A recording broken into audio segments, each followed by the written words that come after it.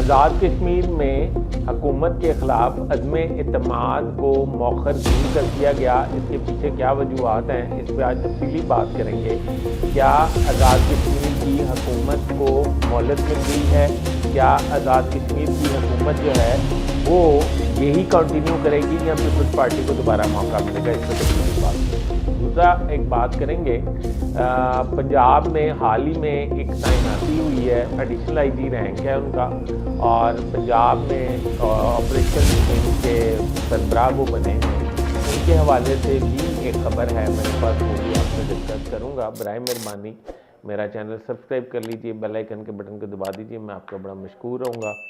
और अपने कमेंट्स में मेरी रहनुमाई ज़रूर फरमाइएगा। 2014 में बानी पीटीआई इमरान खान, नवाज शरीफ की हुकूमत थी और उसके ख़िलाफ़ धरना लेके गए थे इस्लामाबाद, और प्राइम मिनिस्टर हाउस से वो इस्तीफ़े के तलबगार थे।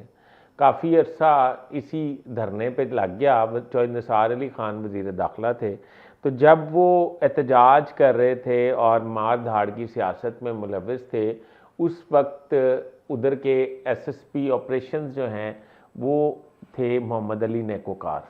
मोहम्मद अली नेकोकार जो हैं उनको वज़ीर आज़म हाउस से ये हुक्म दिया गया कि मुज़ाहिरीन को प्राइम मिनिस्टर हाउस आने तक रोकें, उन पर शेलिंग करें और उन पे मतलब लाठी चार्ज करें और उनको मुंतशिर करने की कोशिश करें।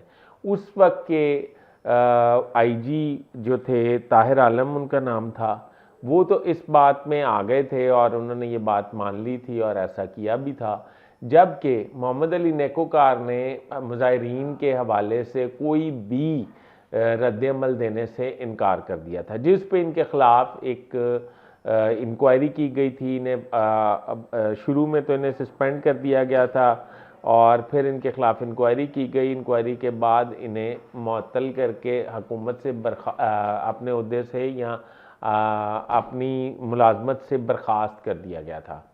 उसके बाद ये मतलब अपनी नौकरी से हाथ धो बैठे और फिर ये अपने घर बैठ गए।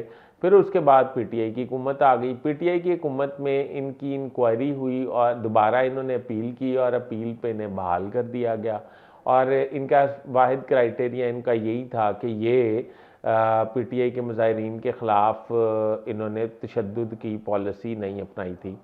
अब मुझे बड़ी हैरत हुई कि जब आज एक दिन पहले उनको मोहम्मद अली नेकोकार को एडिशनल आईजी ऑपरेशन पंजाब का पोस्ट आउट किया गया है इंचार्ज के तौर पे। इसका मतलब ये है कि पंजाब में उनकी किसी ने सफारतकारी की है और उनको पंजाब हुकूमत जिस वजह से उनसे नाराज़ थी, उनकी नाराज़गी जो है वो ख़त्म हो गई है। और मोहम्मद अली नेकोकार को मियाँ नवाज शरीफ जो उस वक्त वज़ीर आज़म थे, उनकी साहबजादी की हुकूमत के दौरान पंजाब में एक अहम ओहदे पर तैनात कर दिया गया है। अच्छा, अब आते हैं इसमें कोई मेरे पास खबर थी, मैंने खबर डिस्कस की है कि मतलब अच्छी बात है अगर कोई ऐसी बात है कि मतलब कोई सुलह सफाई हो गई है, कोई माफ़ी तलाफ़ी हो गई है, इसमें कोई बुरी बात नहीं है, मुझे एतराज़ नहीं है। अच्छा, अब आज़ाद कश्मीर में आज से 2 हफ्ते पहले हुकूमत जा रही थी और पीपल्स पार्टी की हुकूमत आ रही थी। पीपल्स पार्टी ने यह भी दावा कर दिया था हमारे पास नंबर्स भी पूरे हैं और हम अदम एतमाद ला रहे हैं, बल्कि इन्होंने ये मशवरा दिया था आज़ाद कश्मीर के वज़ीर आज़म को कि वो अपने ओहदे से मुस्तफ़ी हो, जो उन्हें 24 घंटे दिए जाते हैं, अगर वो मुस्तफ़ी नहीं होंगे तो उनके ख़िलाफ़ अदम एतमाद लाई जाएगी। आज 2 हफ्ते गुजरने के बाद भी अदम एतमाद नहीं लाई गई। क्या इनके पास नंबर्स पूरे नहीं थे? PMLN नहीं मान रही थी पीपल्स पार्टी ने? ऐसी कोई बात नहीं है। इनको ये कहा गया है, PMLN को भी और पाकिस्तान पीपल्स पार्टी को भी, अगर आपको आज़ाद कश्मीर की हुकूमत का झूला चाहिए तो उससे पहले आपने पार्लियामेंट के ज़रिए 27वीं आइनी तरमीम करनी है। उसके बाद जो है वो आज़ाद कश्मीर की हुकूमत जो है वो आपको इनाम के तौर पर मिल जाएगी। इससे पहले आज़ाद कश्मीर की हुकूमत जो है वो आपको नहीं मिल सकती।